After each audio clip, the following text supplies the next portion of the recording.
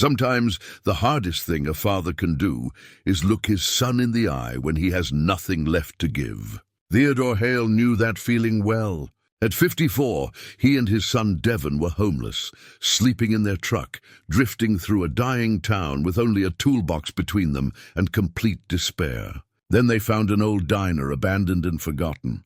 They started fixing it up just to have shelter, but as they cleaned and repaired, neighbors began stopping by. Word spread. What started as two men trying to survive became something the whole town needed, a place to gather, a reason to hope again. Could a father and son with nothing rebuild what an entire community had lost? Before we jump back in, tell us where you're tuning in from, and if this story touches you, make sure you're subscribed, because tomorrow I've saved something extra special for you. The truck's engine finally gave out just past the town limit sign. Theodore Hale sat behind the wheel, hands still gripping the cracked leather, and listened to the silence that followed the dying sputter. Beside him, his son Devon stared straight ahead through the dusty windshield at a town that looked like it had given up decades ago. "Well," Theodore said quietly, "I guess this is where we stop." Devon said nothing. He'd said very little for the past 300 miles, and Theodore couldn't blame him. What was there to say? "Sorry I lost everything we had. Sorry, the business partner I trusted cleaned out our accounts and disappeared. Sorry you gave up your apartment and your job to help me, and now we're sleeping in a truck that won't even run anymore." Theodore pushed open the door and stepped onto the cracked asphalt. The town of Milldale stretched before them like something from a forgotten photograph. Main Street ran straight through the center, lined with buildings that had once been proud. Brick facades with ornate cornices, large storefront windows that must have displayed goods and dreams. Now those windows were boarded up or broken, the boards themselves weathered grey, paint peeled from every surface. Weeds pushed through sidewalk cracks with the persistence of things that outlast human ambition. It was early November, and the wind carried the smell of coming winter, cold earth and distant wood smoke. A few cars were parked along the street, all of them at least 15 years old. A faded banner stretched across Main Street announced a fall festival from 2 years ago that no one had bothered to take down. Devon finally climbed out, pulling his jacket tighter. He was 28, but looked older now, his face lean and serious in a way it hadn't been a year ago. "How much money do we have left?" $43, Theodore said. "And whatever change is in the ashtray." "Great," Devon kicked at a loose chunk of asphalt. "So what's the plan, Dad? We're going to check into the Ritz." Theodore heard the anger underneath the sarcasm. It was better than the silence, he supposed. At least anger meant his son was still fighting. "Let's just walk," Theodore said. "See what's here." They left the truck where it died and walked into Milldale carrying everything they owned in 2 duffel bags and Theodore's toolbox. The toolbox was red metal, scratched and dented, with his father's initials still visible on the side. WH for William Hale. It had been the old man's, passed down when Theodore started his first construction job at 19. Inside were hand tools worn smooth by 3 generations of use. Hammers, screwdrivers, wrenches, a level that still read true. It was the last thing Theodore would give up, even if they had to sell everything else. Which they had. They passed a grocery store that was still open, Phyllis's Market, according to the hand-painted sign. A small post office, a closed bank with soap-painted windows, a church with a few cars in the lot, its white steeple needing paint. Most of the other buildings were empty, their for-lease signs so faded the phone numbers were barely readable. Theodore had built things his whole life, started as a laborer, worked his way up, eventually started his own contracting company. For 25 years, Hale Construction had been solid, not huge but steady, honest, profitable. He'd employed good people, built good homes, sent Devon to college without loans. He'd been proud of what he'd created. Then Roger Sanderson came along with his investment opportunity. A commercial development project, retail and residential mixed use, prime location.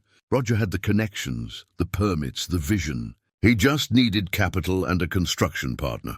Theodore could provide both.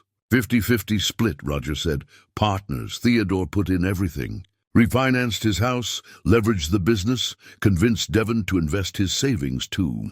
It was going to set them up for life, Roger promised. 6 months later, Roger was gone. The bank accounts were empty. The permits had never existed. The prime location belonged to someone else entirely, and the law said it was a civil matter, not criminal fraud, because Theodore had signed papers he should have read more carefully. The house went first, then the business. Theodore tried to keep his crew employed as long as possible, but without credit, without capital, the jobs dried up. One by one, good men he'd worked with for years had to find other work. By the end, it was just Theodore and Devon living in the truck, taking day labor when they could find it, drifting south away from the cold and the shame. "Dad!" Devon's voice pulled him back to the present. "Look at that!" Theodore followed his son's gaze to a building on the corner, set back slightly from the street. It was single-story, wider than the other storefronts, with a flat roof and large windows that ran along the front.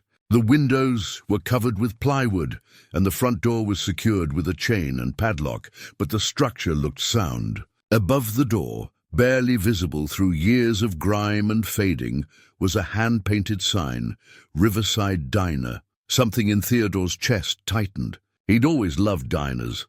The honest simplicity of them, the way they served as gathering places, the straightforward architecture designed for function and welcome. His father had taken him to diners on Saturday mornings when he was a boy, sitting at counters, drinking hot chocolate, while William drank coffee and talked with other working men about jobs and weather and life. "It's been closed a long time," Devon said, walking closer.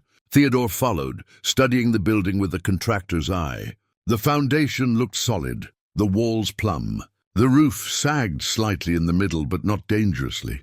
The windows were intact under the plywood. Paint was peeling everywhere, but that was cosmetic. The bones were good. "Why are we looking at an abandoned diner?" Devon asked. "Just looking," Theodore said. But he was doing more than looking. He was imagining. The door repaired, the windows cleaned, the sign repainted. Booths inside with red vinyl. A long counter with swivel stools. A kitchen that smelled like coffee and bacon. A place where people could sit and talk and feel like they belonged to something. He shook his head. Those were foolish thoughts for a man with $43 and nowhere to sleep tonight. They continued down the street, asking at the grocery store if there was anywhere cheap to stay. The woman behind the counter, Phyllis, according to her name tag, looked them over with sharp but not unkind eyes. "Nothing cheap in this town except the empty buildings," she said. "We haven't had a motel in 12 years. Nearest one's 20 miles south. Is there a shelter?" Devon asked. "Church program?" Phyllis shook her head. "We're too small for that kind of thing. Most folks in trouble here have family to help them." She paused, studying them. "You two in some kind of trouble?" "Just passing through," Theodore said. "Our truck broke down." "Passing through to where?" Theodore didn't have an answer. They'd been driving with no destination, just moving, as if motion itself could solve anything. Phyllis pursed her lips, thinking. Then she wrote something on a piece of paper and slid it across the counter. "A name and phone number. This is Pauline Dockery. She owns that old diner you were looking at. Lives in Florida now. Inherited it from her husband's family. Been trying to sell it for years, but nobody wants it. She might let you stay there a few nights if you promise to keep squatters out. Tell her Phyllis sent you." Theodore took the paper. "Thank you. Don't thank me yet. Place hasn't been open since 1987. You might prefer the truck." Outside, Devon looked at his father. "We're really going to ask if we can sleep in an abandoned building." "You have a better idea?" Devon didn't. Theodore called the number from a payphone outside the post office. Mrs. Dockery sounded elderly and distracted, watching a game show in the background. She remembered the diner vaguely, seemed surprised anyone was interested in it. "You're not going to trash the place?" she asked. "No, ma'am. We're just looking for somewhere dry to sleep for a few days. I'm a contractor, was a contractor. I can make sure the building stays secure. Well, I suppose that's fine. Lord knows nobody else cares about it. Keys are supposed to be at the post office with Gerald. Tell him I said it's okay." Gerald Hutchins was a thin man in his 60s, with kind eyes and the slow, deliberate movements of someone who'd learned patience through necessity. He listened to Theodore's explanation, made his own call to confirm with Mrs. Dockery, then retrieved a key ring from a drawer. "Haven't opened that place in years," Gerald said. "Not sure what you'll find." "We'll manage," Theodore said. Gerald handed over the keys, then added, "You two need anything, you come find me. This town doesn't have much, but we take care of folks who need help." As they walked back to the diner, Devon said quietly, "People are nicer here than I expected." "Small towns," Theodore said. "They remember what it's like to need neighbors." Theodore unlocked the padlock and unwrapped the chain from the door handles. The lock was stiff, but the key turned. The door swung inward with a groan of hinges that hadn't moved in decades. The smell hit them first, dust and mildew and old grease, and something else, something like time itself, settled and still. Theodore found a light switch and flipped it, not expecting anything. But overhead fluorescents flickered and hummed before casting harsh light over the interior. The diner was frozen in 1987. Booths lined the windows, their red vinyl cracked and faded. A long counter ran down one side with round swivel stools, several missing their seats. Behind the counter, a kitchen was visible through a pass-through window. The walls were yellow, or had been once. Now they were the color of old newspapers. Photographs hung in frames, black and white images of the town in its prime, of the diner full of people, of a factory with smokestacks against a bright sky. Dust covered everything. The floor tiles were cracked. Water stains marked the ceiling, but the structure was sound. Theodore could see that immediately. The building had been waiting, patient as only buildings can be, for someone to care again. Devon stood in the doorway looking around. "This is where we're sleeping." "This is where we're staying," Theodore said, and heard the difference in his own words. They cleared a space in the back corner, swept away the worst of the dust, and laid out their sleeping bags. As night fell, they ate canned soup cold from the can, because there was no working stove yet, sitting on the floor with their backs against the wall. "Dad," Devon said after a long silence, "what are we doing?" "Getting through today," Theodore said. "That's all we can ever do." Devon was quiet for a while. Then, "I'm sorry I've been angry. You have every right to be. Not at you. You didn't know. I should have known. I should have been smarter. We both should have been." Devon set down his empty can. "So what happens tomorrow?" Theodore looked around the diner, seeing not what it was, but what it had been, what it could be. "Tomorrow we clean up a little. Make this place livable while we figure out our next move." But even as he said it, something else was forming in his mind. Not a plan, exactly. More like a hope that he didn't dare speak aloud yet. They slept that night on the floor of a forgotten diner, two men who'd lost everything, in a town that had lost its purpose. Neither of them knew yet that they'd found exactly where they needed to be. Theodore woke before dawn, his body aching from sleeping on the hard floor. For a moment, he didn't remember where he was. Then the smell of dust and old grease brought it back. The diner, Milldale, the end of the road. Beside him, Devon slept with one arm thrown over his face, the way he'd slept as a boy. Theodore stood carefully, not wanting to wake him, and walked through the dim diner. Early light filtered through cracks in the plywood covering the windows, creating thin bars of grey across the floor. He couldn't sleep. Hadn't been able to sleep properly in months. Every time he closed his eyes, he saw the bank statements, the empty accounts, Roger's face promising everything would be fine. So instead of sleeping, Theodore did what he always did. He worked. He started in the kitchen, picking his way carefully through the darkness until he found another light switch. More fluorescents flickered to life, revealing a commercial kitchen that had been abandoned mid-shift. Pots still hung on hooks. Utensils filled drawers. A calendar on the wall showed October 1987, the last month anyone had cared enough to flip the page. The appliances were old but industrial grade, built to last. Theodore checked the gas lines. Shut off, thank God. No leaks after all these years. The water was off too. He'd need to turn those back on carefully, check for problems. But first he could clean. He found cleaning supplies in a storage closet, ancient bottles of cleaner, dried-out sponges, a mop with a rotted head. He worked with what he had, using old rags to wipe down surfaces, sweeping decades of dust into piles. The work was familiar, comforting. His hands knew what to do, even when his mind didn't. By the time Devon woke, Theodore had cleared a path through the kitchen and started on the storage room. That's where he found the coffee pot. It was an old percolator, the kind his father had used. Stainless steel, heavy, built before planned obsolescence. It sat on a shelf covered in dust but intact. Theodore carried it to the sink, turned on the water main carefully, and watched rusty water sputter from the faucet before running clear. He washed the percolator inside and out, examining each part. The basket was intact, the stem unbroken, the gasket old but not cracked. In the storage room, he found a sealed canister of coffee, years expired but vacuum-packed. He opened it. The smell was still there, slightly flat but recognizable.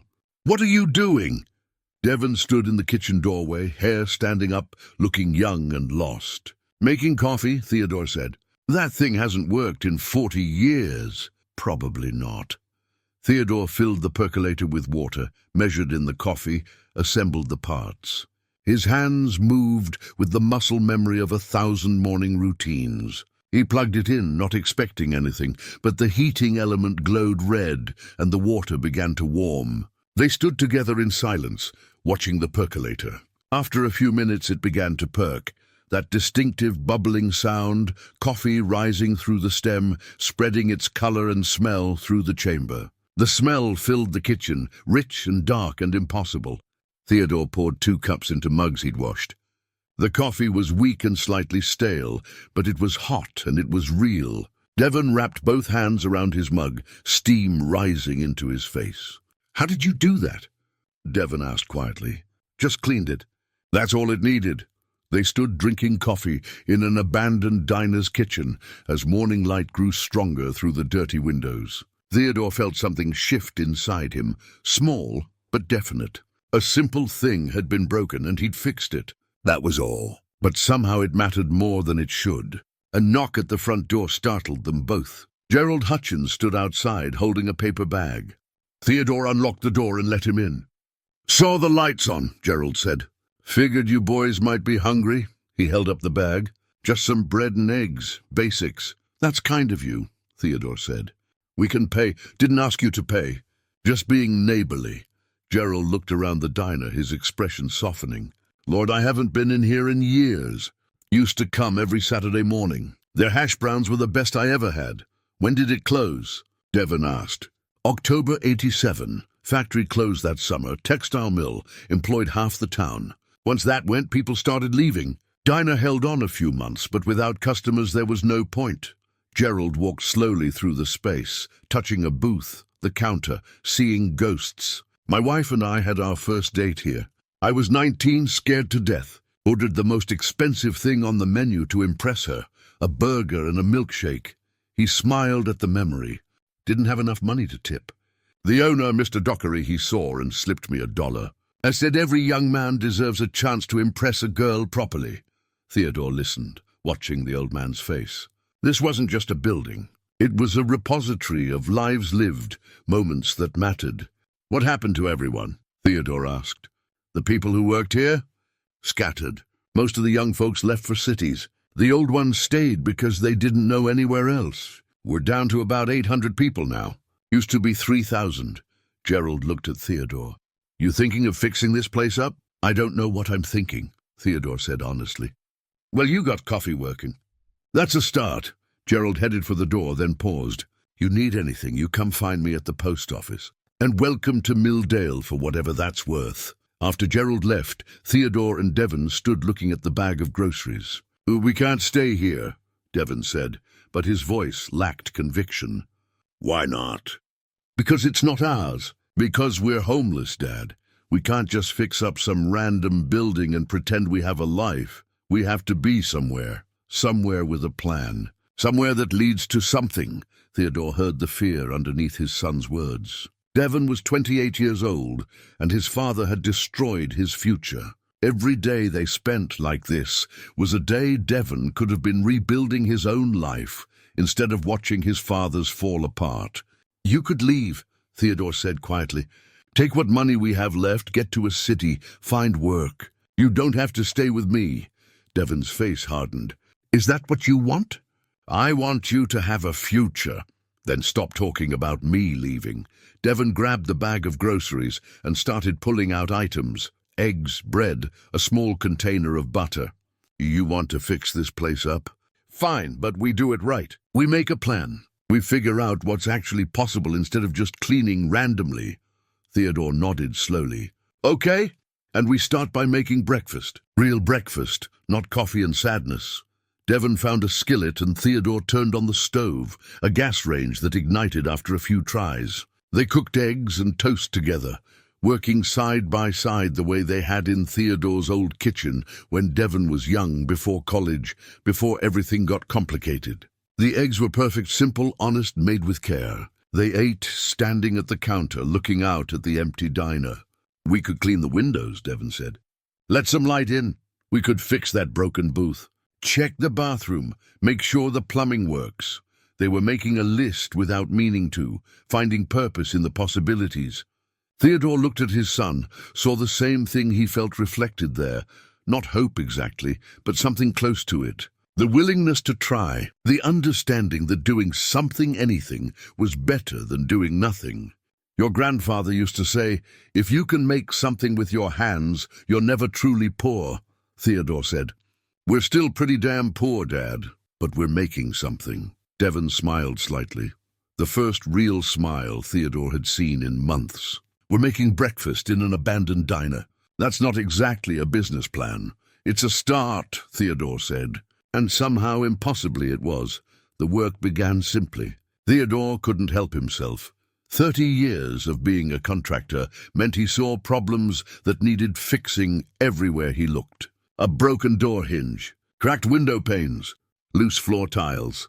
His hands itched to repair things, to make them right again. Devon resisted at first. "We're just staying here temporarily," he said.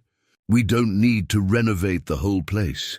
But Theodore was already measuring a window frame, his father's old level in hand. Might as well make it livable. Within 2 days, they'd established a rhythm. Mornings were for cleaning, sweeping, scrubbing, removing years of accumulated grime. Afternoons were for repairs. Theodore worked with what they had, salvaging materials from broken furniture to fix other pieces. Devon kept a notebook, tracking what they did each day. At first, the notebook was practical. A list of repairs completed, materials needed, areas still requiring work. But gradually it became something more. Devon started sketching, drawing ideas for how spaces could be arranged, how the flow of the diner might work if it were actually operating. He didn't show these sketches to his father, but Theodore saw them anyway and said nothing, not wanting to break whatever fragile hope was building between them. Gerald returned on the 3rd day with more supplies, cleaning products, a toolbox full of spare parts, sandpaper and paintbrushes. "Can't have you working with nothing," he said, setting everything on the counter. "These are extras from my garage." "Gerald, we can't accept. You're keeping the building from falling apart." "Call it payment from Mrs. Dockery." Gerald looked around at the visible progress. Clean windows, swept floors, repaired booths. "You two work fast." "Not much else to do," Devon said. That afternoon, a woman appeared at the window, peering through the glass. She was elderly, perhaps 70, with white hair pulled back and sharp eyes that missed nothing. Theodore opened the door. "Can I help you?" "I live across the street," she said. "I'm Beatrice Sheridan. I've been watching you clean this place for 3 days, and I figured it was time to introduce myself properly." She held out a covered dish. "Brought you some casserole." "You can't live on eggs and coffee." Theodore accepted the dish, still warm. The smell made his stomach growl. "That's very kind.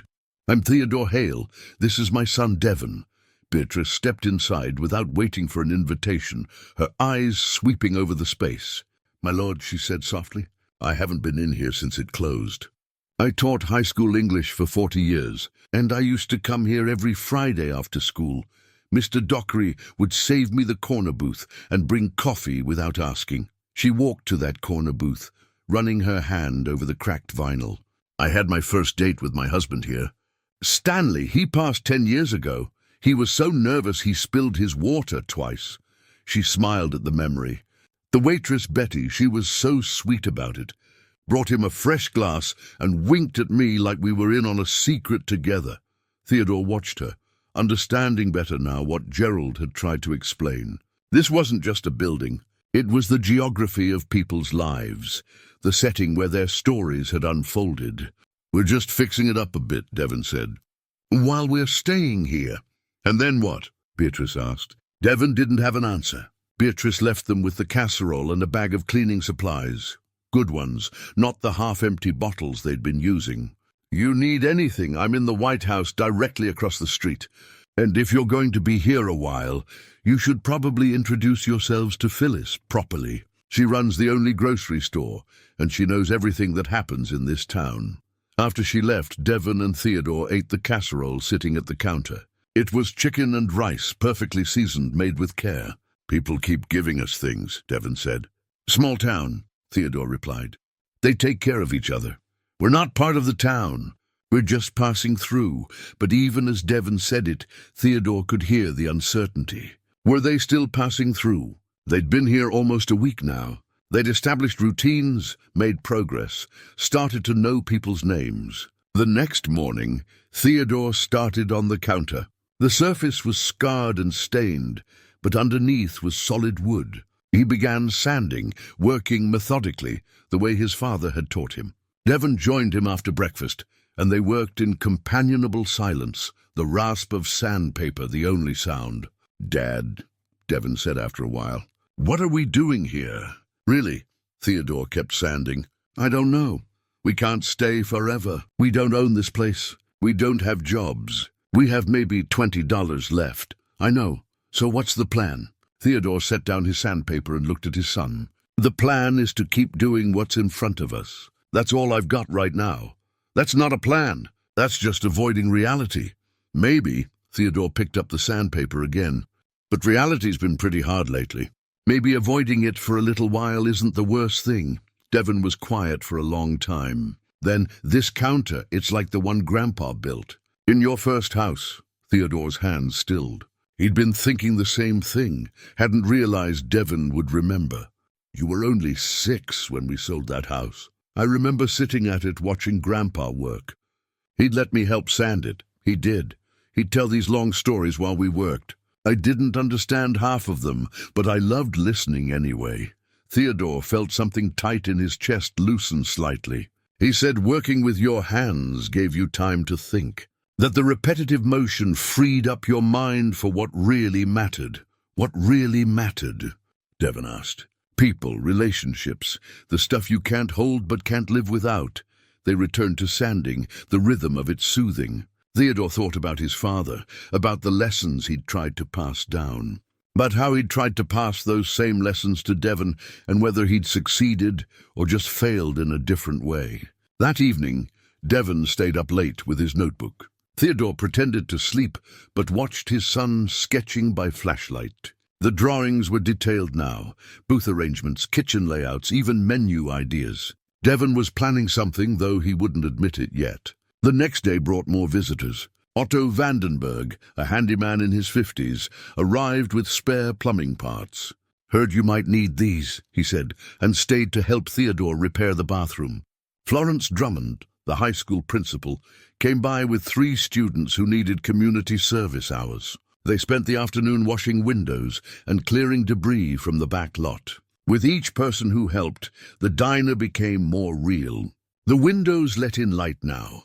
The booths were patched and stable. The counter gleamed with fresh sanding. You could almost imagine it as a functioning restaurant, almost see people sitting and talking and living their lives here. On Sunday, Theodore and Devon worked on the front door.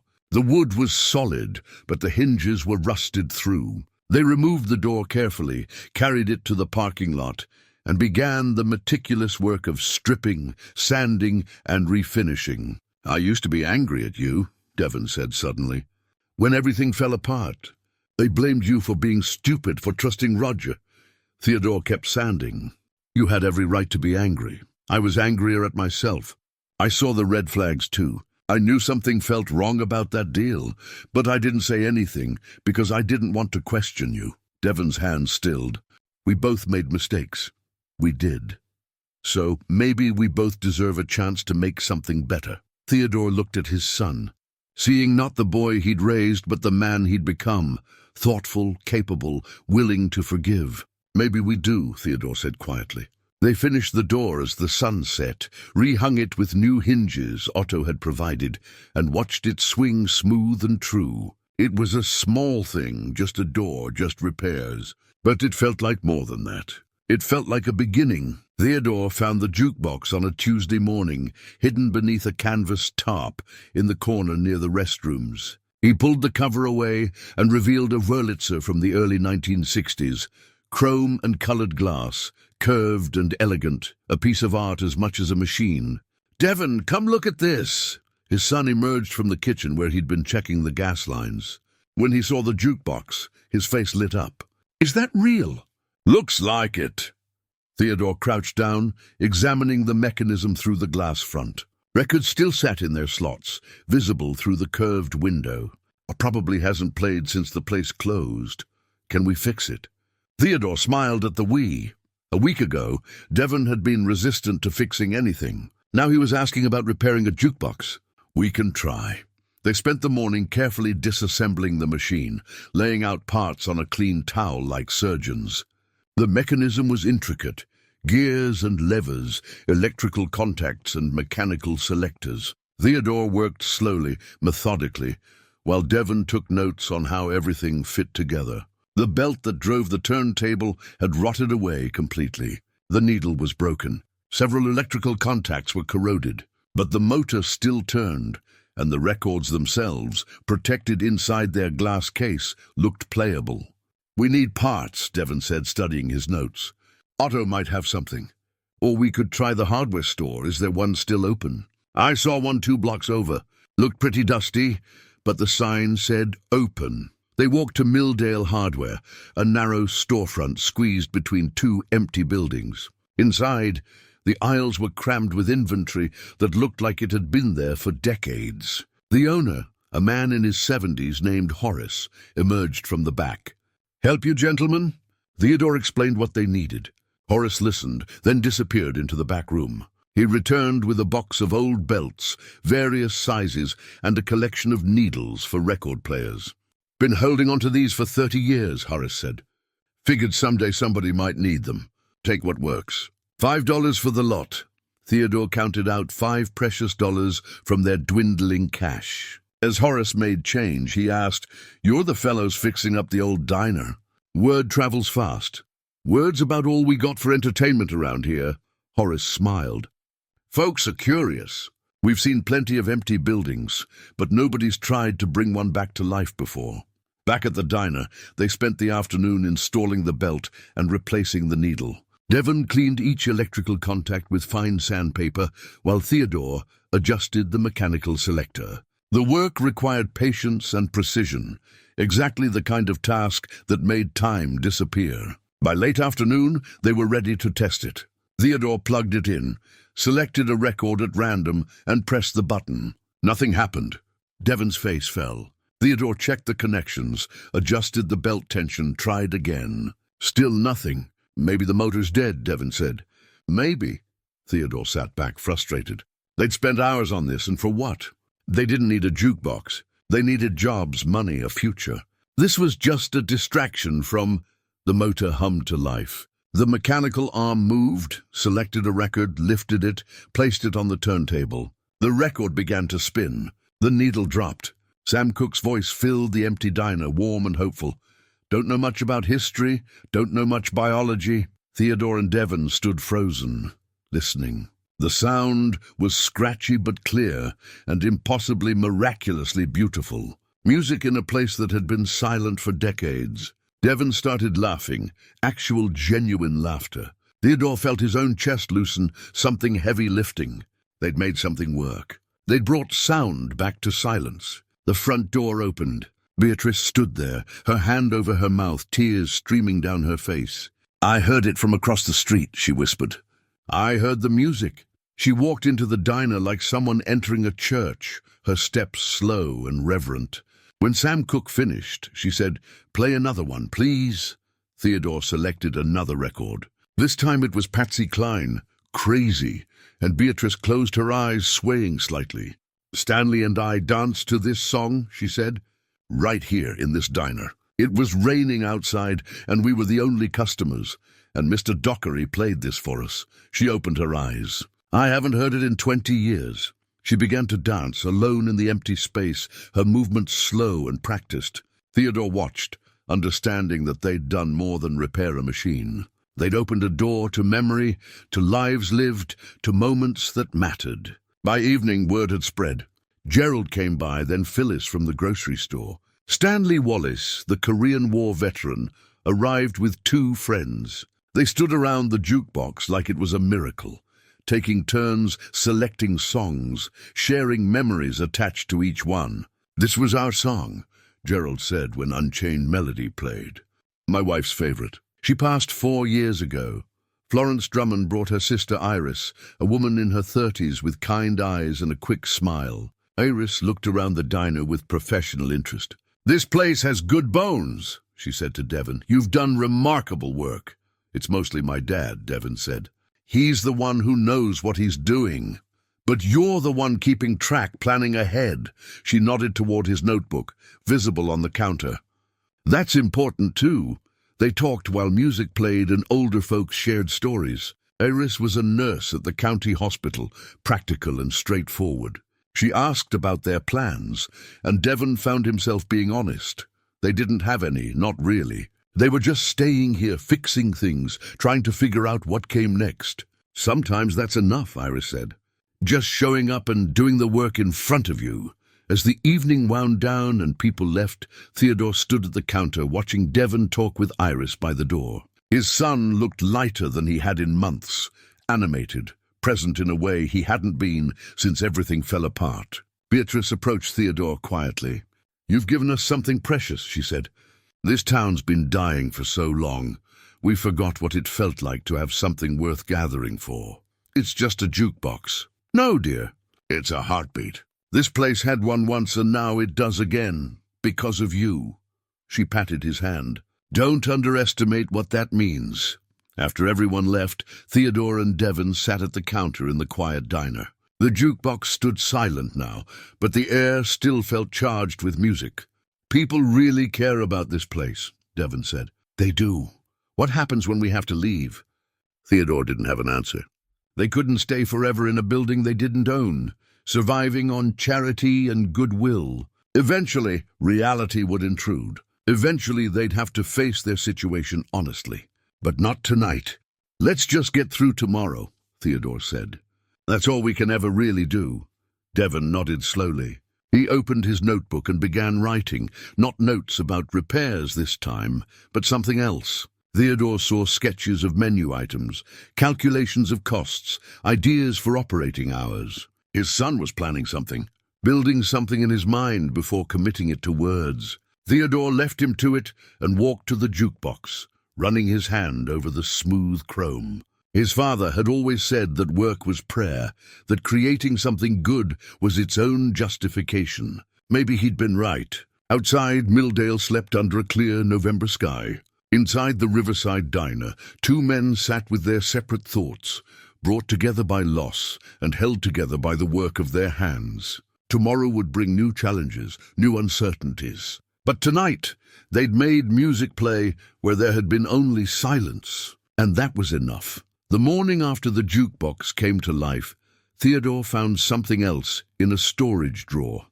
An old, leather-bound book, its pages yellowed and fragile. He opened it carefully and discovered it was a guest book, filled with signatures and messages dating back to the 1950s. "Happy anniversary, love you always. Best pie in 3 counties. Johnny's 10th birthday, he ate 3 pieces of cake.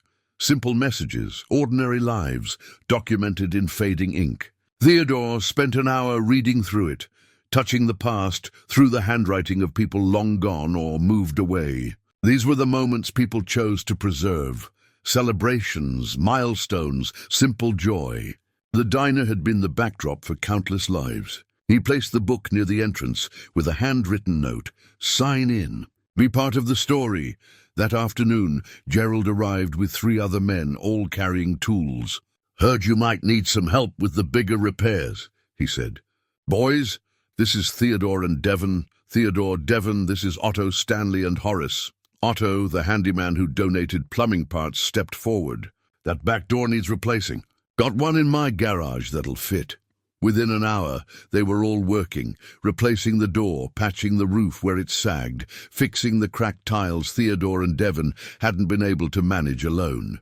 The work went faster with more hands, and the conversation flowed easily. Stanley, the veteran, told stories about working at the textile mill. 42 years on the floor, he said. Started at 18, retired at 60. Week later, they closed the whole operation. Moved production overseas where labor was cheaper. That's when the town started emptying out, Horace added. Young people left first, looking for work. Then families? Now it's mostly us old folks, too stubborn or too broke to leave. Theodore understood that particular kind of stuck. Sometimes staying wasn't a choice but a circumstance. By evening, the diner looked better than it had in decades. The roof was solid, the doors secure, the worst structural issues addressed. The men stood back, admiring their work with the quiet satisfaction of people who knew their craft. You planning to open this place? Stanley asked. Theodore hesitated. I don't know. We're just staying here temporarily. Shame, Otto said. Town could use a gathering spot, somewhere besides the grocery store parking lot. After they left, Devon approached his father. They're right. We should think about actually opening.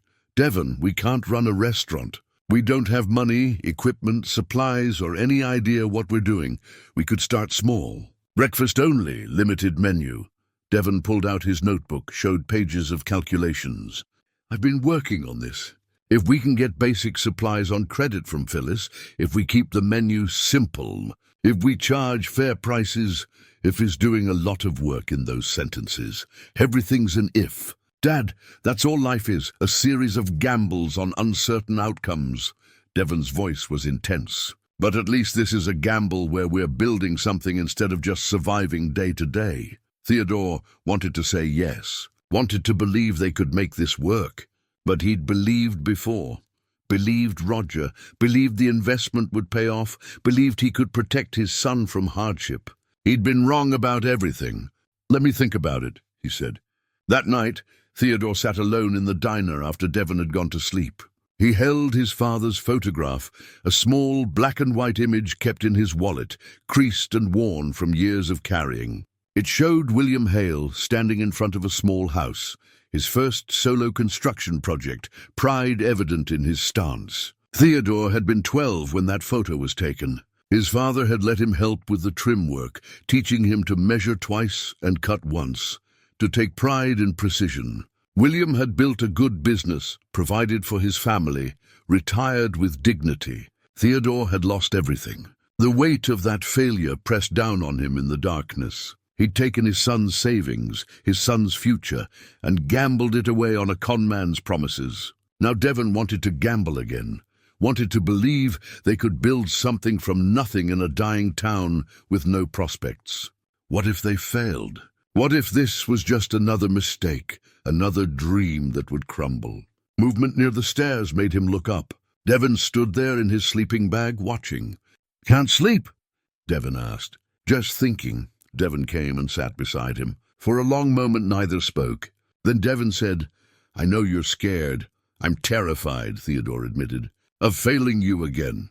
You didn't fail me. I lost everything we had. The business failed. There's a difference. Devon turned to face him. Dad, I've been angry. I've been frustrated and scared and resentful. But I've never thought you failed me as a father. Theodore felt his throat tighten. You taught me to work with my hands, Devon continued. You taught me that honest labor has dignity, that building something matters, that showing up every day is its own kind of success. Those lessons didn't disappear when the money did. But the money mattered. Security matters. It does. But so does this. Devon gestured around the diner. So does having a purpose, being part of something, mattering to people. We've been here 2 weeks, and already people are showing up, helping, caring about what happens to this place. That's not nothing. Theodore looked at his son, seeing the man who'd emerged from loss, stronger, clearer, more certain than Theodore felt himself. What if we fail? Theodore asked quietly. Then we fail. But at least we'll have tried to build something good. Devon smiled slightly. You taught me that too. That trying matters. Theodore felt something shift inside him. The fear didn't disappear, but it made room for something else. Hope, maybe, or just the willingness to take one more risk. Okay, he said. Let's do it. Let's try to open this place. Devon's smile widened. Really? Small scale. Breakfast only. 3 days a week to start. We'll need help, lots of it, and it might not work. It might not work, Devon agreed. But it might. They stayed up late, making plans. Devon showed his calculations, his menu ideas, his timeline. Theodore added his contractor's perspective. What repairs were still needed, what equipment they could salvage, what would need to be purchased or borrowed. By dawn, they had something resembling a plan. Not perfect, not guaranteed, but possible. That morning, Beatrice arrived early. Theodore showed her the guest book, explained his idea of making it active again. Beautiful, she said, signing her name with a careful hand. Beatrice Sheridan, November 2024. Still here. Still hoping. Word spread through the small network of people who cared. Phyllis came by at lunch, listened to their plan, and nodded slowly. I'll front you supplies on credit. Pay me when you can. Florence brought donation jars from the high school. Students want to help. They've never seen anyone fight for something in this town before. Iris stopped by after her shift, bringing coffee and practical suggestions about health codes and permits. I'll help however I can, she told Devon, and something in the way they looked at each other made Theodore feel both hopeful and slightly melancholy. By evening, the diner had 5 new signatures in the guest book. Each one was a promise, a commitment, a belief that something good could still happen here. Theodore locked up that night feeling lighter than he had in months. The fear was still there, the uncertainty, the awareness of how much could go wrong. But there was also work to do. People who believed in them, and a son who'd found his purpose again. That had to be worth the risk. The doubt came back 3 days later, in the darkest hours before dawn. Theodore sat alone in the diner, his father's photograph in his hands, unable to sleep. They'd been planning, organizing, accepting help and donations. Devon was energized in a way Theodore hadn't seen in years. The community was rallying behind them. Everything was moving forward, and Theodore was terrified. He stared at his father's face in the old photograph, William Hale at 40, standing proud in front of his work. His father had never failed at anything. Built a steady business, raised his family, retired comfortably. He'd handed Theodore the tools, the knowledge, the example of what success looked like. And Theodore had destroyed it all. Not just his own success, but his son's future. Devon had been working as an accountant, had his own apartment, a girlfriend, a life trajectory that made sense. Then Theodore had called, desperate, needing help. And Devon had come, had invested his savings, had given up everything to support his father. Now Theodore was asking him to believe again, to invest not money this time, but hope, effort, faith in another uncertain venture. What if it failed? What if they put their hearts into this diner and it collapsed like everything else? What if Theodore was just a man who destroyed everything he touched? The photograph blurred as tears came. Theodore didn't try to stop them. In the darkness alone, he let himself feel the full weight of his failure, his shame, his fear that he was leading his son into another disaster. "Dad," Theodore looked up. Devon stood in the doorway, silhouetted against the grey pre-dawn light. "What are you doing up?" Theodore wiped his eyes, trying to hide the evidence of tears. Devon came and sat beside him. He saw the photograph, understood without asking. For a long time they sat in silence. Finally Devon spoke. "I need to tell you something. About the business deal with Roger." Theodore tensed. "I saw the red flags," Devon said quietly. "When you showed me the paperwork, when you asked me to invest, I saw things that didn't add up. The timeline was too fast. The permit seemed incomplete. Roger kept changing details." "Devon, let me finish." Devon's voice was firm. "I saw the problems, and I didn't say anything. I told myself you knew better than me. You were the experienced one, the business owner. Who was I to question you? Theodore stared at his son. But that wasn't really why I stayed quiet, Devon continued. The truth is, I wanted to believe. You were so excited, so hopeful about securing our futures. And I thought, maybe this is how I prove I'm a man to my father. By trusting him, by supporting his vision, by investing my money alongside his. You were trying to show faith in me. I was trying to be your son, your partner, your equal. Devon's voice cracked slightly. And when it all fell apart, I blamed you because it was easier than admitting I'd failed too. That I'd been weak, that I'd ignored my own instincts because I wanted your approval more than I wanted to be right. Theodore felt something break open in his chest. You don't need to apologize. I was the adult. I was the one who should have been careful. We both should have been careful. We both made mistakes. Devon turned to face him. But Dad, we can't spend the rest of our lives paralyzed by fear of making another one. What if I fail you again? What if you don't? Devon's eyes were clear, certain. What if we actually build something good here? What if we give this town a place to gather, give ourselves a purpose, give each other a chance to be proud again? It's such a risk. Everything's a risk. Staying in the truck was a risk. Coming to this town was a risk. Fixing up this diner was a risk. And every single one of those risks led us to something better than where we were. Theodore looked around the diner, at the clean windows, the repaired booths, the working jukebox, at the guest book with its growing collection of new signatures, at all the evidence of people caring, helping, believing in something. I'm so scared, he whispered. I know. Me too. Devon put his hand on his father's shoulder. But I'd rather be scared and trying than scared and doing nothing. The words settled between them. Outside, the sky was beginning to lighten, not sunrise yet, but the promise of it. The darkness giving way to something new. Theodore took a deep breath. Okay, no more doubting. We commit to this. We try with everything we have. Everything we have, Devon agreed. As morning broke, they made a practical plan. Theodore would handle the kitchen repairs and cooking. Devon would manage the finances, supplies, and operations. They'd open for breakfast only, Friday through Sunday, 3 days a week. Limited menu: eggs, toast, hash browns, pancakes, coffee. Simple food made well. Phyllis came by at 8 with their first delivery of supplies. Eggs, flour, butter, coffee, bacon. Paid on trust, she said. Pay me back when you can. Gerald arrived with a donation, $50 from the Postal Workers Union. Not much, but we wanted to help. Beatrice showed up with plates and mugs from her own kitchen. These were our everyday dishes. They deserved to be used. Otto brought a repaired coffee maker, commercial grade, built to last. Found it in my garage. Got it working again. Florence came with her sister Iris, both carrying boxes. Silverware from the school cafeteria, Florence explained. They were replacing everything.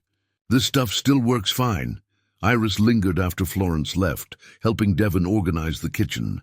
Theodore watched them work together, the careful way they moved around each other, the quick smiles, the easy conversation. Something was growing there, gentle and hopeful. Your son's a good man, Beatrice said quietly, appearing beside Theodore. He is, better than me. Different than you, maybe, but not better. She patted his arm. You taught him well. He learned how to work hard, how to care about quality, how to show up even when things are difficult. Those are your lessons living in him. Theodore felt his throat tighten again, but this time with something other than fear. By afternoon, they had everything they needed. The kitchen was clean and functional. The dining room was ready. They had supplies, equipment, a menu board that Devon had lettered in careful chalk script. They set an opening date 3 weeks away, Friday, December 1st. Time enough to prepare, to spread the word, to make sure everything was ready. That evening, Theodore and Devon painted the menu board together, listing their simple offerings. As they worked, Devon said, even if this only lasts a few months, it'll be worth it. It will, Theodore agreed. And Dad, thank you. For what? For not giving up. For letting me be part of this. For showing me that starting over doesn't mean forgetting everything that came before. Theodore set down his brush and pulled his son into an embrace. They stood there in the diner they were building together, holding on to each other and the fragile hope they'd constructed from nothing but work and will. Outside, Milldale settled into evening. Inside the riverside diner, two men stood together, ready to face whatever came next. Not fearless, but no longer paralyzed by fear. That was enough. 1 week before opening day, Theodore was repainting the trim around the front windows when a silver sedan pulled up to the curb. A man in his 40s emerged, wearing a suit that looked expensive and out of place in Milldale. He carried a leather briefcase and walked with the confidence of someone accustomed to being listened to. "Theodore Hale," the man called out. Theodore climbed down from the ladder, wiping paint from his hands. "That's me. Preston Ashby. I'm an attorney representing the Dockery estate." He pulled a business card from his pocket. "Is there somewhere we can talk?" Devon appeared in the doorway, sensing trouble. "What's this about?" "Perhaps we should discuss this inside." They sat in a booth, Theodore and Devon on one side, the lawyer on the other. Preston Ashby opened his briefcase and removed a folder of documents. "I'll get straight to the point," he said. "Mrs. Pauline Dockery did not have legal authority to grant you permission to occupy this property." Theodore felt the floor drop away beneath him. "What do you mean?" Devon asked, his voice tight. "The property was part of her late husband's trust. There's been a dispute among the heirs for the past 8 years regarding ownership and distribution of assets. That dispute was recently resolved through litigation." He slid a document across the table. "The rightful heir is Charles Dockery, Mrs. Pauline's nephew. He won the case 3 weeks ago." Theodore stared at the legal document, the words swimming before his eyes. "She said she owned it. She gave us permission. She believed she had that authority. She was mistaken." Preston's tone was professional but not unkind. "Mr. Dockery has plans to sell the property. He's already in negotiations with a regional development company. The sale should close within 30 days. 30 days, Devon repeated numbly. "I'm sorry. I know you've invested time and effort here. But you have no legal claim to the property, and Mr. Dockery is within his rights to proceed with the sale." "What about Mrs. Dockery?" Theodore asked. "She told us she's elderly and somewhat confused about the legal situation. The family has been trying to handle these matters without upsetting her." Preston gathered his documents. "You'll need to vacate the premises. Mr. Dockery is willing to give you 2 weeks to make arrangements." After the lawyer left, Theodore and Devon sat in stunned silence. Everything they'd built, everything they'd planned, the community's investment, the hope they'd created, all of it was built on ground that was never theirs to stand on. "We have to tell people," Devon finally said. Word spread through Milldale with the speed of disaster. By evening, the diner was filled with people. Gerald, Beatrice, Phyllis, Otto, Stanley, Florence, Iris, Horace. They crowded into booths and stood along the counter, their faces showing shock, anger, confusion. "There has to be something we can do," Gerald said. "Legal recourse, some kind of claim. We have no legal standing," Theodore said quietly. "We were squatting, essentially. We didn't pay rent. We don't have a lease. We have no rights to the property." "What about buying it?" Phyllis suggested. "If this Charles Dockery wants to sell, why can't we buy it?" "The development company is offering $200,000, Devon said. "We have 8,000 in the donation jar." "It's not even close." The number settled over the group like a weight. $200,000 might as well have been $2 million for a town like Milldale. "We could fundraise," Florence said, but her voice lacked conviction. "Reach out to former residents, apply for grants in 30 days.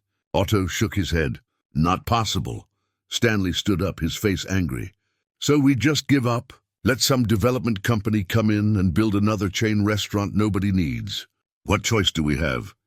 Theodore asked, and heard the defeat in his own voice. Beatrice had been quiet until now. She stood slowly, her elderly frame somehow commanding attention. "We can't save the building," she said. "But maybe we can save what it represents." Everyone turned to look at her. "We've been planning an opening for December 1st. That's 7 days away." Her voice was steady, certain. "Let's open anyway, one day. One perfect gathering before it's gone." "What's the point?" someone asked.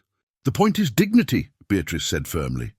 The point is showing ourselves and this town that we're still capable of creating something beautiful, even if it's temporary. The point is not letting this place die without celebration.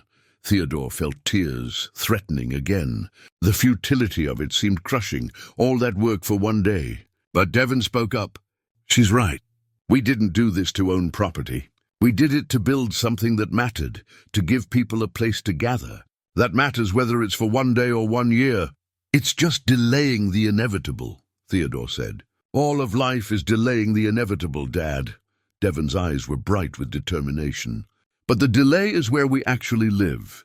That's where everything that matters happens. The group began to rally around the idea. They'd open on schedule. They'd make it perfect. They'd fill the diner with food and music and laughter. One last time, the Riverside Diner would be what it was meant to be. A gathering place, a community heart. People volunteered immediately. Phyllis would donate food. Otto would finish the last repairs. Florence would bring decorations. Stanley and his veteran friends would help with setup. Iris offered to work as a waitress alongside Beatrice. As the meeting broke up and people left with renewed purpose, Theodore sat alone at the counter. Devon found him there staring at nothing. "You okay?" Devon asked. "I don't know." Theodore's voice was hollow. "This was supposed to be our new start, our redemption, and it's just another failure. It's not a failure. We're losing everything again." "No," Devon sat beside him. "We're losing a building. That's all it ever was, a building. What we built was something else." Theodore looked at his son, not understanding. "Look around," Devon said. 2 weeks ago, this town was dying quietly. People isolated in their own grief about what they'd lost. Now they're organizing, helping each other, fighting for something. That's not because of the building. That's because of what we showed them was possible. What's possible? Temporary hope? All hope is temporary, Dad. That's what makes it brave. Devon put his hand on his father's shoulder. We came here with nothing. We're leaving with friends, with purpose, with proof that we can build something beautiful, even when everything's uncertain. That's not nothing. Theodore wanted to believe him, wanted to see this as anything other than another dream collapsing. But the weight of loss was so familiar, so heavy. "I'm tired of failing," he whispered. "Then don't fail this time. Make opening day perfect. Give these people something to remember. Show them, show yourself, that you can finish what you started with grace and dignity." Devon left him alone with that thought. Theodore sat in the quiet diner, surrounded by all the work they'd done, and tried to find the strength to face one more ending with dignity. Outside, Milldale prepared for a celebration and a farewell. Inside, a man sat with his doubts and tried to remember why trying mattered. The week before opening became a blur of purposeful activity. Theodore threw himself into preparation with an intensity that surprised even Devon. If this was going to be their only day, their one chance to show what the Riverside Diner could be, then it would be perfect. Every morning, Theodore arrived before dawn to work in the kitchen. He tested recipes, timing each dish until he could execute it flawlessly. Scrambled eggs that were creamy and soft, hash browns with crispy edges, pancakes that were golden and fluffy, toast buttered while still hot. Simple food, but made with precision and care. Devon worked beside him, not cooking but organizing, creating systems for orders, managing the flow from kitchen to dining room, calculating how many people they could serve in a day without overwhelming their limited resources. "We need a signature dish," Devon said one morning. "Something people will remember." Theodore thought about it. "My father used to make cinnamon rolls on special occasions. From scratch. They took hours, but they were worth it. Can you make them?" "I haven't in 20 years. Try." Theodore spent 2 days perfecting the recipe from memory. The dough kneaded until it was silky, the cinnamon and sugar distributed evenly, the cream cheese frosting made fresh. The first batch burned, the second was too dense, the third was close, the fourth was perfect. When Devon tasted one, his eyes closed in recognition. Grandpa's recipe. Close enough. "It's perfect, Dad." The community mobilized with remarkable efficiency. Otto finished installing a new water heater, ensuring they'd have hot water for dishes all day. Horace donated additional plates and mugs from the hardware store's old inventory. Stanley and his veteran friends built a serving station near the kitchen window, allowing Beatrice and Iris to pick up orders efficiently. Florence brought her students to deep clean every surface. They scrubbed floors, polished windows, wiped down every booth and table until everything gleamed. The teenagers worked with the earnest intensity of young people who'd never seen adults fight for something in their town before.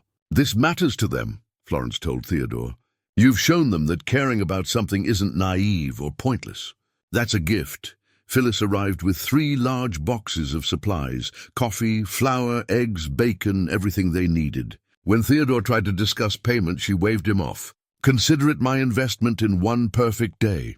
Iris spent her evenings after nursing shifts helping Devon create a menu board. They worked together easily now, their growing affection evident in small gestures, the way she steadied the board while he wrote, how he made sure she had coffee always within reach, the comfortable silences between them. One evening, Theodore overheard them talking as he worked in the kitchen. "After this is over, what will you do?"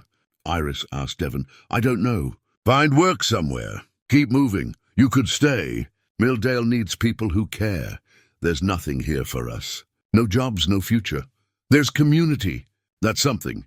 Devon was quiet for a moment. "It is. But my dad and we can't just live on goodwill forever." Theodore understood the truth in those words. One perfect day wouldn't change their circumstances. They'd still be homeless, broke, without prospects. But he kept working anyway, perfecting recipes, preparing for a day that would end with goodbye. Beatrice arrived 3 days before opening with an old photograph. It showed the diner in 1962, packed with people, the booths full, the counter lined with customers. Everyone looked happy, engaged, alive. "I want you to see what it was," she said. "What you're bringing back, even if just for a day." Theodore studied the photograph. The faces of people long gone, the vitality of a thriving community, the simple joy of a place where people belonged. He pinned it to the kitchen wall, where he could see it while working. "We'll honor this," he promised. The night before opening, the core group gathered for a final walkthrough. Theodore and Devon led them through the preparations, where food would be stored, how orders would flow, where people would be seated, what music would play. Every detail had been considered. "It's beautiful," Gerald said, looking around. "It's exactly what it should be." They tested the jukebox one more time. Sam Cooke's voice filled the diner again, and for a moment everyone was quiet, feeling the weight of what they'd accomplished together. "Whatever happens tomorrow," Otto said, "you two did something remarkable. You took a dead building and gave it life again. You reminded us what we're capable of when we work together. We couldn't have done it without all of you," Theodore said. "That's the point," Beatrice replied. "None of us could have done it alone. But together, we built something that matters." After everyone left, Theodore and Devon stood in the empty diner, making final preparations. Devon checked supplies one more time. Theodore cleaned surfaces that were already clean. Neither wanted to stop working, to face the reality that tomorrow would be both triumph and ending. "Dad," Devon said finally, "no matter what happens, I want you to know. This meant everything to me. Not the diner, but doing this with you. Remembering what it feels like to build something together." Theodore felt his chest tighten. "You gave me a reason to keep going. After everything fell apart, you stayed. You believed we could do this." "We did do it." They embraced, holding each other in the quiet diner. Two men who'd lost everything and built something beautiful from the wreckage. "Tomorrow's going to be good," Devon said. "It is." Theodore stayed up after Devon fell asleep, walking through the diner one last time. He touched the counter they'd sanded together, the booths they'd repaired, the jukebox they'd brought back to life. He read through the guest book, looking at all the names, old signatures from decades past, new ones from people who'd helped them. He added his own entry. "Theodore Hale, November 2024. I came here with nothing and found everything that matters. Thank you." Then he wrote beneath it, "Devon Hale, my son and partner. We built something good." He thought about his father, about the photograph he carried, about the legacy of work and care passed down through generations. William Hale had built things that lasted. Theodore had lost everything he'd built. But maybe this mattered too. Maybe one perfect day of bringing people together was its own kind of success. Outside, Milldale slept. Inside the Riverside Diner, everything was ready. The kitchen was stocked and organized. The dining room was clean and welcoming. The jukebox was loaded with songs. The guest book waited for new signatures. Tomorrow, for one day, this place would be exactly what it was meant to be, a gathering place, a community heart, a testament to what people could build together when they cared. Theodore locked the door and went to sleep beside his son, their sleeping bags on the floor they'd cleaned together. Tomorrow would bring both celebration and loss. But tonight, there was only the quiet satisfaction of work completed, of promises kept, of showing up even when the outcome was uncertain. That was enough. It had to be enough. Theodore woke at 4 in the morning, his body thrumming with nervous energy. Opening day, the only day. He lay still for a moment, listening to Devon's steady breathing, then carefully extracted himself from the sleeping bag and headed to the kitchen. He worked in the pre-dawn darkness, moving through the familiar routines he'd practiced all week. Starting the coffee, 2 large pots, the smell filling the diner almost immediately. Mixing pancake batter, the consistency exactly right. Prepping hash brown potatoes, cutting them precisely. Setting up his station, so everything would be within easy reach. By 5:30, Devon joined him. They worked in comfortable silence, each knowing their role. Devon set up the dining room, arranging silverware, filling sugar dispensers, making sure every booth and table was perfect. Theodore began the cinnamon rolls. The dough he'd prepared yesterday, rolled out and filled, cut and placed in pans, set to rise one final time before baking. At 6, Beatrice arrived through the back door, carrying a small vase of flowers from her garden. "Good morning, gentlemen. Ready for this?"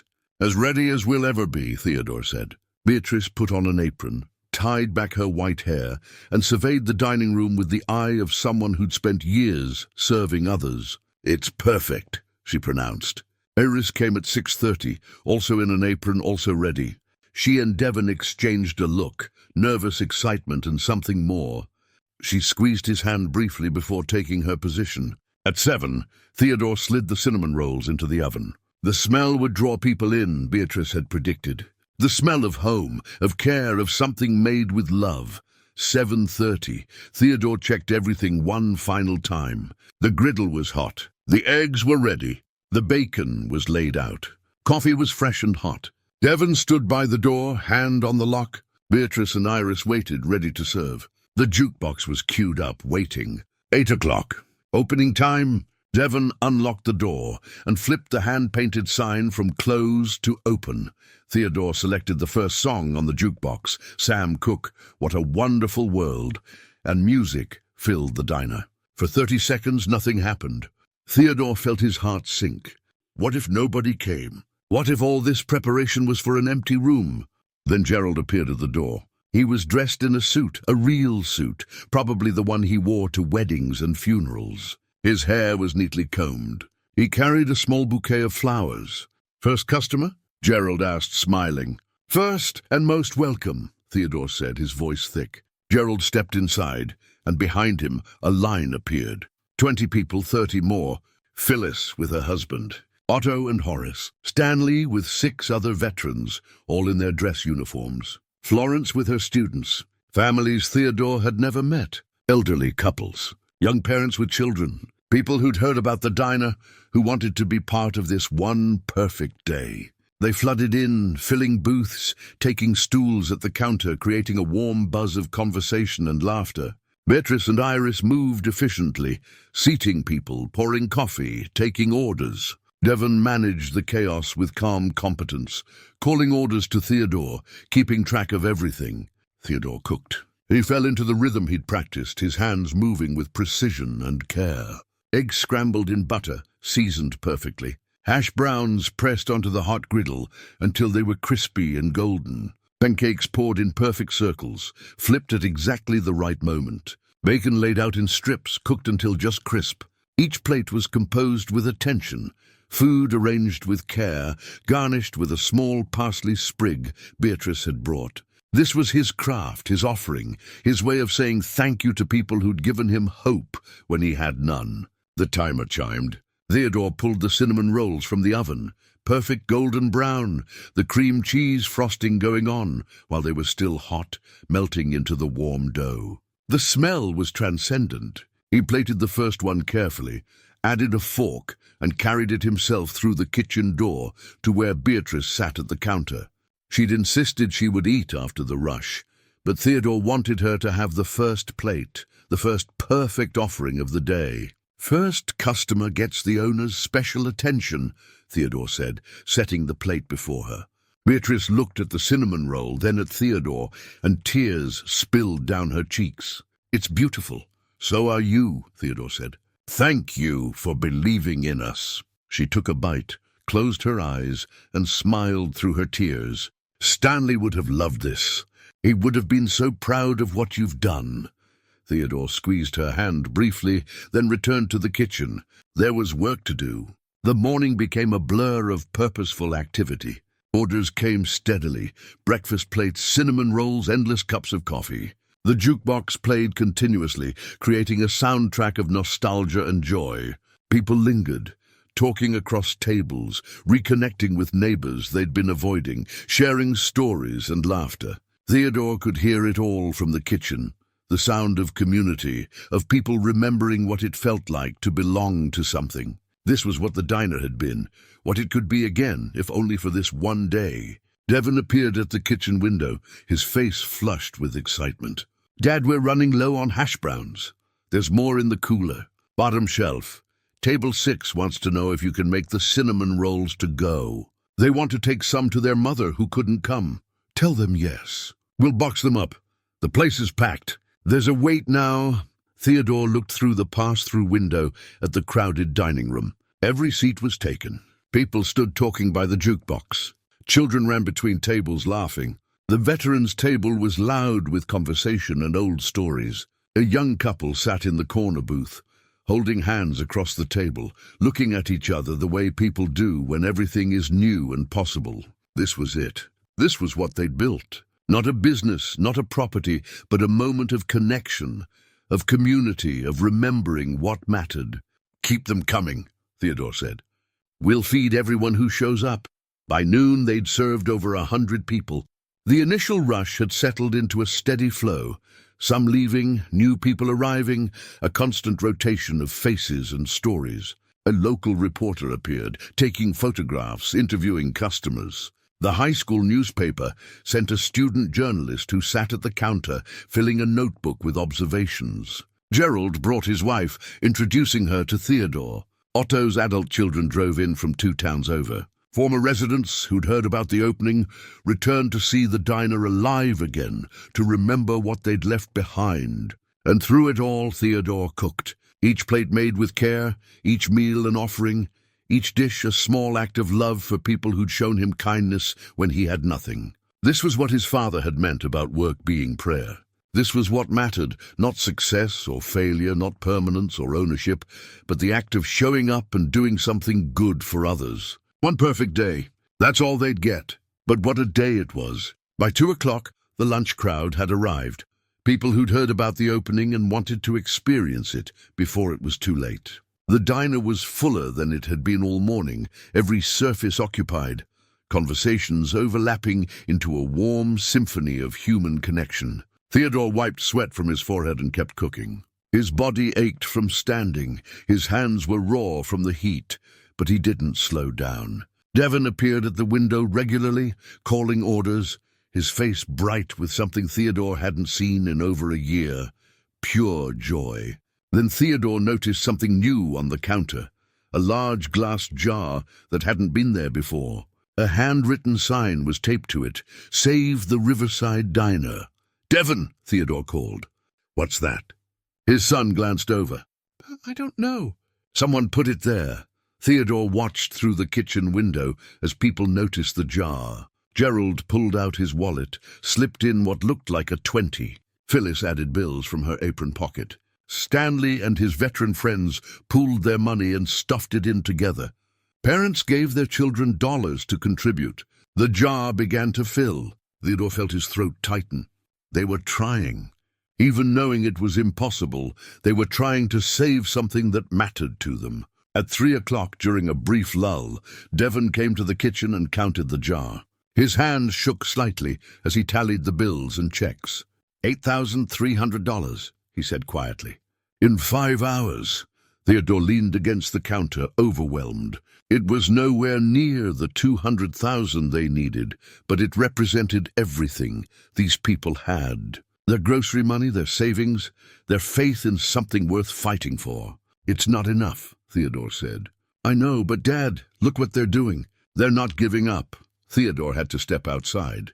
He went out the back door into the alley, needing air, needing space to process the enormity of what was happening. He sat on the back step, head in his hands, trying not to cry. The door opened behind him. Devon sat beside him in silence. They're giving us more than they should, Theodore said.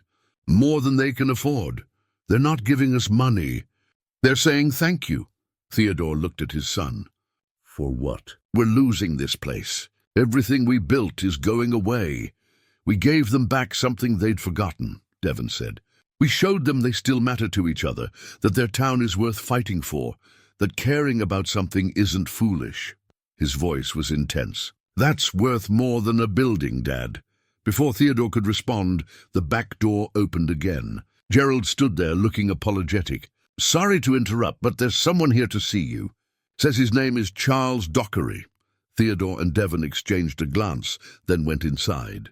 A man in his 50s stood in the crowded diner, looking around with an expression Theodore couldn't quite read. He was well-dressed, but not ostentatious, his face weathered but kind. This was the man who owned the building, who was selling it, who was ending their dream. Charles Dockery saw them and approached.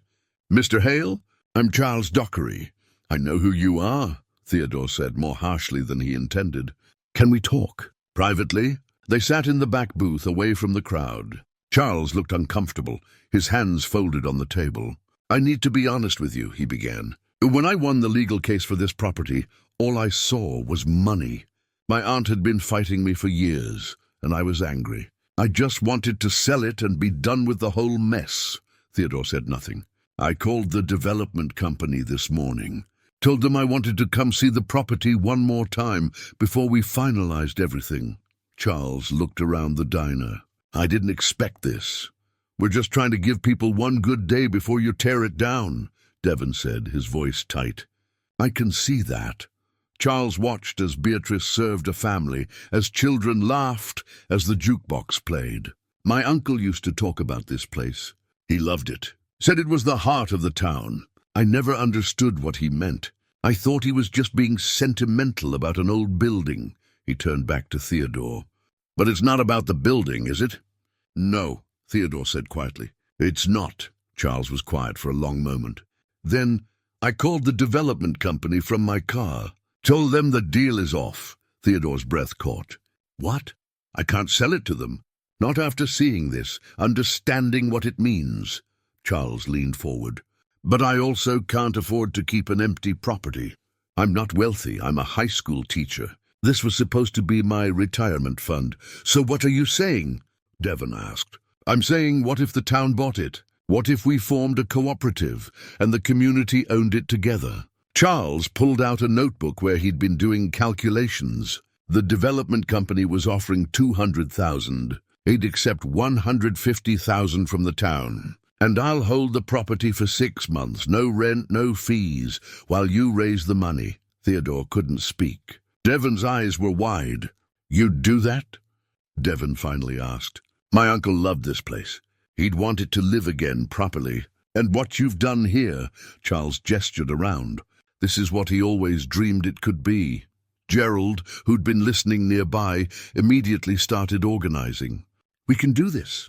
We'll fundraise, reach out to former residents, apply for grants. Beatrice stood up. We'll finally fight for something instead of just accepting loss. The energy in the diner shifted instantly. People began talking excitedly, making plans, pledging additional donations. Florence pulled out her phone to start a social media campaign. Phyllis began calculating how much the local businesses could contribute. Stanley talked about veterans organizations that might help. Charles shook Theodore's hand. Keep cooking. The town needs this. After Charles left, Theodore stood in the middle of the diner, surrounded by people who'd decided that hope was worth fighting for. The jar continued to fill. People made phone calls. Plans formed organically, passionately. Devon found his father in the chaos. Did that just happen? I think it did. We have 6 months. We do. We might actually save this place. Theodore pulled his son into an embrace, holding him tight. Around them, the diner buzzed with renewed purpose. The day they'd planned as a farewell had become a beginning instead. Back to work, Theodore said, wiping his eyes. We've got people to feed. Yes, we do. They returned to their stations, Theodore to the kitchen, Devon to managing the floor. The jukebox played on. The coffee flowed. The cinnamon rolls kept coming from the oven. And in the donation jar, hope accumulated $1 at a time. The Riverside Diner wasn't dying. It was being reborn. 5 months later, Theodore stood outside the Riverside Diner watching Otto and Horace install the new sign. It was hand-painted, crafted by Florence's art students, and it read, Riverside Diner Community Owned. The fundraising campaign had exceeded everyone's expectations. Former residents donated from across the country. Neighboring towns contributed. A state grant for rural revitalization provided $20,000. Local businesses pledged monthly support. By the end of April, they'd raised $162,000, enough to buy the property and establish an operating fund. The town formed a cooperative. 43 families bought shares at $500 each, becoming collective owners. Theodore and Devon were given shares for their work, their sweat equity recognized formally. A board was elected, Gerald as president, Beatrice as treasurer, Phyllis handling operations. But the real work happened every Friday, Saturday and Sunday when the diner opened for breakfast. Theodore cooked, Devon managed operations, and a rotating cast of volunteers, Beatrice, Iris, community members, kept everything running. It wasn't glamorous or particularly profitable yet, but it was sustainable. It was real. The sign went up straight and true, catching the afternoon light. A small crowd had gathered to watch, the same people who'd helped make this possible. Looks good, Gerald said, standing beside Theodore. It does. You two did something remarkable here. You know that, right? Theodore thought about it. 5 months ago, they'd been homeless, sleeping in a truck, with nothing but a toolbox and fading hope. Now they lived in a small apartment above the diner, not fancy but warm and dry. Devon had started taking online business courses. Theodore mentored 2 young people from the high school in cooking and repair work, passing on skills the way his father had passed them to him. We couldn't have done it alone, Theodore said. That's exactly right. That's the whole point, Gerald smiled. None of us can do much alone. But together, we can do remarkable things. The installation complete, Otto and Horace climbed down. Everyone stood back to admire the sign, proof that a community could fight for what mattered, could save something worth saving. Inside the diner, Theodore found Devon and Iris sitting at the counter, heads close together, looking at something on Devon's laptop. Iris had become a fixture here, spending her days off helping with operations, her practical nursing skills translating well to restaurant management. She and Devon had grown close, careful with each other, but clearly building towards something lasting. What are you two plotting?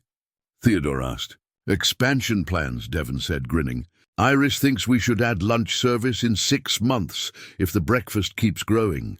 1 step at a time, Theodore cautioned, but he was smiling. That evening, after everyone left, Theodore stood alone in the diner with his father's toolbox. The red metal was still scratched and dented, but Theodore had cleaned it, maintained it, and now he was passing it forward.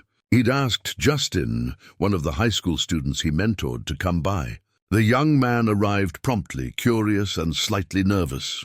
Justin, you've been helping here for 3 months now, Theodore said. You're good with your hands, patient with details, willing to learn. Those are gifts worth developing. Thank you, sir. Theodore picked up the toolbox and held it out. This was my father's. He gave it to me when I started my first real job. I'd like you to have it. Justin's eyes went wide. I can't take that. It's yours. It's mine to give. These tools are meant to be used to build things, to fix what's broken. They're meant to pass from one generation to the next. Theodore pressed the toolbox into Justin's hands. Use them well. Take care of them. And someday, when you've taught someone else what they need to know, pass them forward. Justin held the toolbox like it was sacred, understanding the weight of what he'd been given. I will. I promise. After he left, Devon found Theodore standing by the window, looking out at Milldale's main street. Other businesses had started opening again. A bookstore, a small hardware cooperative, a coffee shop. The diner's revival had sparked something, reminded people that renewal was possible. You okay, Dad? I'm just thinking about your grandfather. Wishing he could see this. I think he can, Devon said. I think he'd be proud. Even though I lost everything? Even though we're not wealthy or successful by normal measures? Devon considered the question seriously. You lost a business, but you found something more important. You found out what really matters. Community, purpose, the dignity of honest work shared with people you care about. He gestured around the diner. Grandpa would be proud of this. I know I am. Theodore felt tears threatening again, but this time they were different, not grief or shame, but gratitude for the journey that had brought them here, for the son who'd never stopped believing, for the community that had taken them in. I'm proud of you too, Theodore said.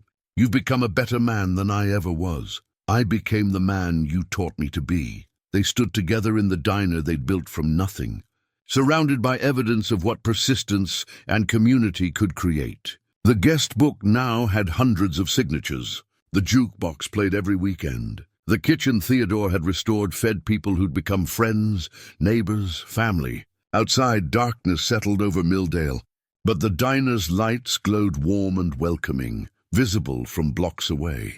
A beacon that said, this place matters, these people matter, showing up matters. Theodore thought about that first morning, making coffee in an abandoned building, not knowing if anything good could come from their situation. He thought about every person who'd helped, every small act of faith, every choice to believe that building something good was worth the effort, even when success wasn't guaranteed. Maybe that was the real lesson. Not that everything works out, but that the trying itself, the showing up, the work, the care, that's where meaning lives. Not in guarantees or security, but in the daily choice to create something good for others. Devon headed upstairs to their apartment. Theodore stayed a moment longer, turning off lights, checking that everything was secure for the night. Tomorrow they'd open again. People would come, coffee would brew, food would be cooked and served with care. Music would play. Conversations would happen. Life would continue in this small space that had become the heart of a community remembering how to hope. Theodore locked the door and climbed the stairs to home, modest but his, built on work and community rather than ownership and wealth. Some things were worth fighting for. Some things were worth building slowly, one day at a time. Some things were worth showing up for, even when the outcome was uncertain. This was one of those things, and that was enough.